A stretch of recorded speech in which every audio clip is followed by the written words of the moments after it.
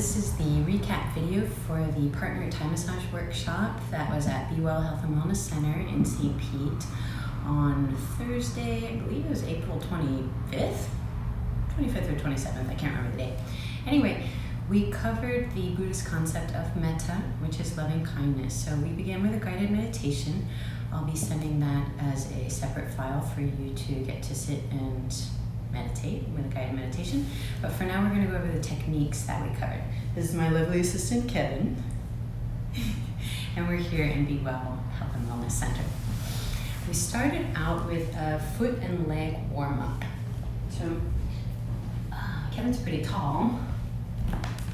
Have him go off the mat a little bit. So scoot up and rest your head. There you go. I'm just using a mattress topper from IKEA. I'm going to open his legs to the side enough so that I can kneel in between his heels. If you have issues with your knees, then you can just do one leg at a time instead of traditional both legs at the same time. And in that case, you would open the legs wider and then sit in kind of a zigzag way and then palm up the middle of the legs toward the knee and back out, walking in and up and down the leg, okay? So that's if you have knee issues, that's a modification, but the traditional foot and leg warm-up sequence, the legs are just wide enough so that you could kneel in between your partner's knees with a broad palm. You press against the inner ankle bone, that bony protrusion. So first hand position, rock back, release, and then place your hand at the second hand position along the foot, which is right at the arch. Release by leaning back. Place the center of your palm at the third hand position, which is right where the ball of the foot meets the big toe, along the inner aspect of the foot. Release and then move the hands back to the second hand position at the arches. Release and then place center of the palms at the first hand position at that bony protrusion at the inner ankle. You can do that up to 3 times and then turn the fingers in and press heels of hands at the inner heels of the feet. Pause and breathe here. It's a moment of pause for your partner. Lean back to release once again. Blade hands, now we're going to palm walk up the inner calves. Okay, so not on the bones, inside the shin bones.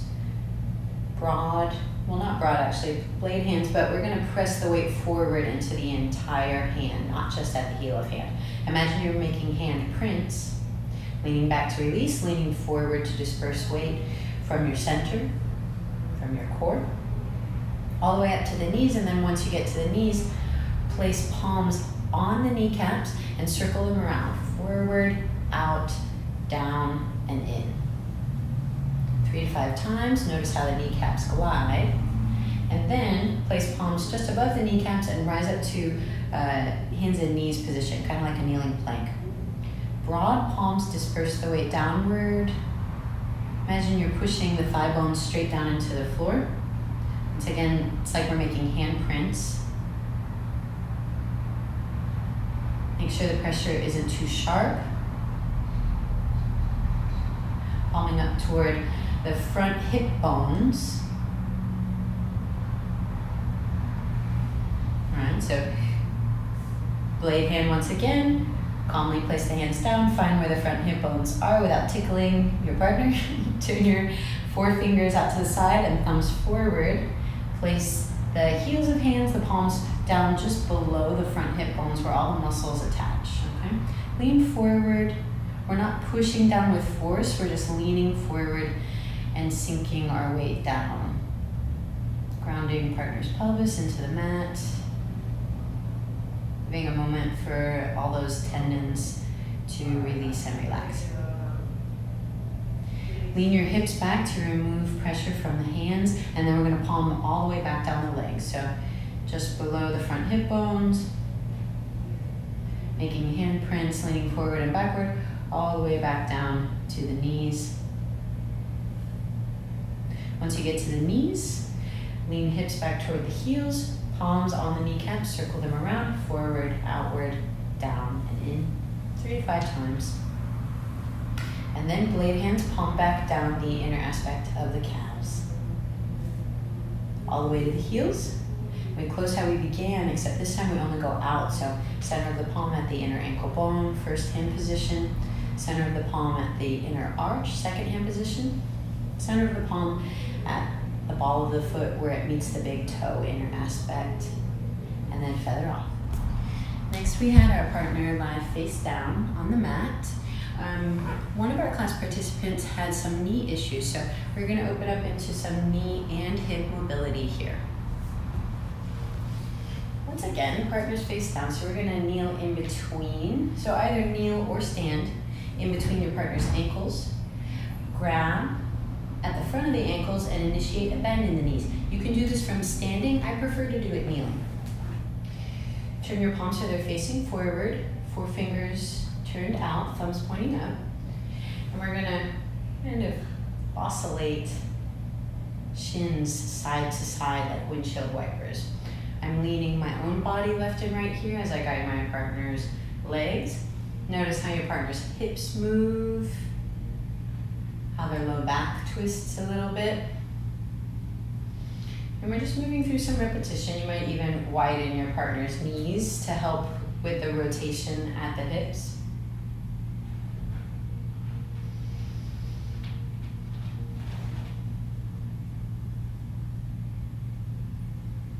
All right, so after some rotations, I probably did 5 to 9 on each side. We're gonna guide the heels toward the bum. And you can do this at the same time. You really notice, so I noticed with Kevin, his left knee bends more readily than his right. So his right quads are a bit tighter. You can also do them one at a time, and that'll help keep the pelvis a little more neutral. Just repeatedly helping our partner with a passive stretch can increase their range of motion.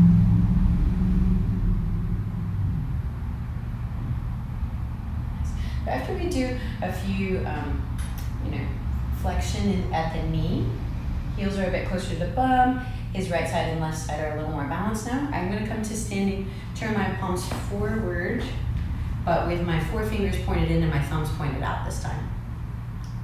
Come to standing if you weren't already standing, and plant the foot of the stronger leg, in this case my right leg, in between your partner's knees. The second foot lifts, ball of the foot places on the sacrum, heel lifted, arch lifted. And you can guide heels toward the bum even here a few times, just keeping the sacrum and pelvis a little more neutral. Make sure your heel is lifted and ball of the foot's on the sacrum. Next, we're gonna lengthen at the front of the hips, so more iliopsoas than quads. Push into the right foot and lift the legs up as you stand with the strength of the standing leg, about 3 to 5 times. You can release your glutes. That happens naturally. Partner receiving wants to contract their glutes.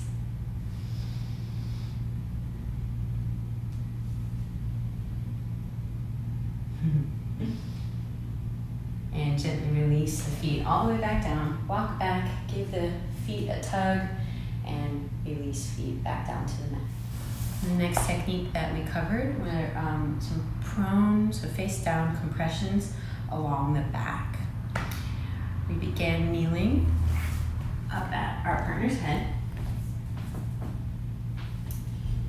Hips toward the heels, palms at the upper aspect of the shoulders. So we don't want to push the shoulders and round them forward and down toward our partner's face. We actually want to guide the shoulders away from their face, away from their head, back down toward their back. Okay, so heel of hand at that upper aspect, and we roll the palms forward slightly. Lean side to side, just saying hello to the muscles and the soft tissue here, palming out and then back in toward the spine. Once we get on either side of the spine with the palms, we're going to start palm walking down either side of the spine, all the way down toward the hips. Right about here, I'm out of my reach, so I'm going to rise up, kind of like a kneeling plank once again. My palms are broad, and it's more comfortable for me to slightly turn my fingers outward.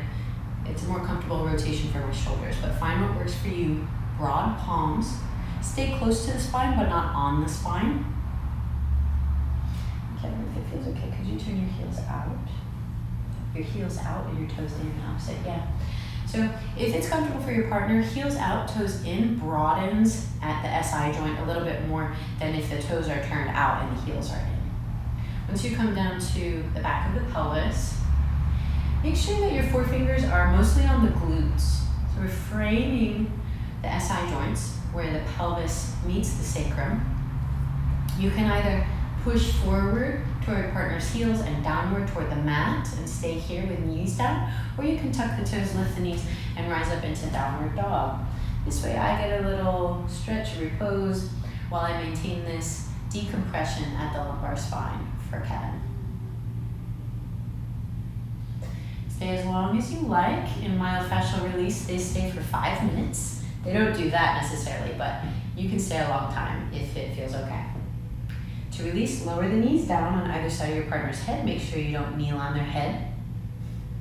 And then unlock by leaning backward. Palm walk back up the back, either side of the spine.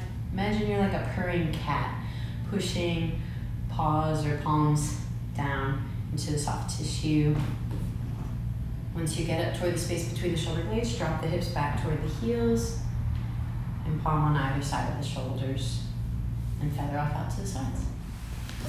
After you compress all the way down the back and then back up toward the shoulders, come to a seated position, and even more ideal to be leaning against the wall. Have your partner turn their face away from the shoulder that you want to work on.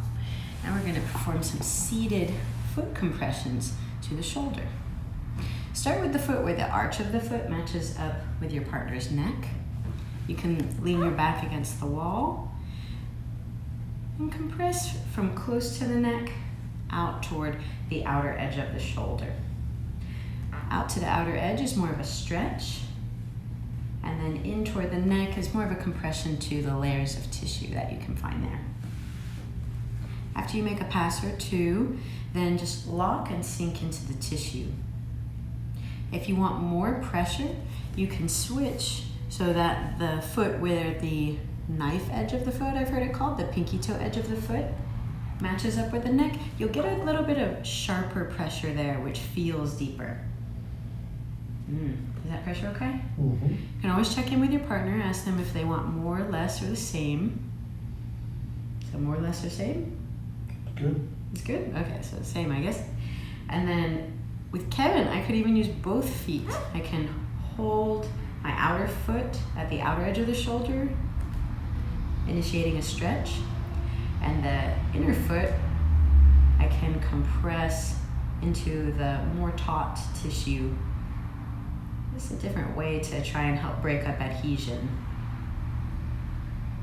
You can lock and hold for about 90 seconds, maybe more. Communicate with your partner and do what feels good. Then we're going to trace this energy down, coming to a kneeling position, palm down the arm, cross at the elbow, palm down the forearm, all the way to the palm and hand. And finally, stand up, ground down through the leg that's further away from your partner when you're facing the same direction as their head. Heel of the other foot grounds down, displace weight forward with the ball of the foot into the palm, up the wrist, like you're making footprints, up toward the elbow, right next to the bones but not on them, and then back down to the wrist, hand, and fingers, and feather up. That is all that we covered in our first part of our 4-part series for partner Thai massage. We covered METTA. Go ahead and check out the guided meditation that goes along with this video recap. And the next workshop will be next month, the last Thursday of the month in May, which is the 30th from 6:30 to 8 p.m. here at the Well Health Wellness Center. So thanks for watching. Happy practicing.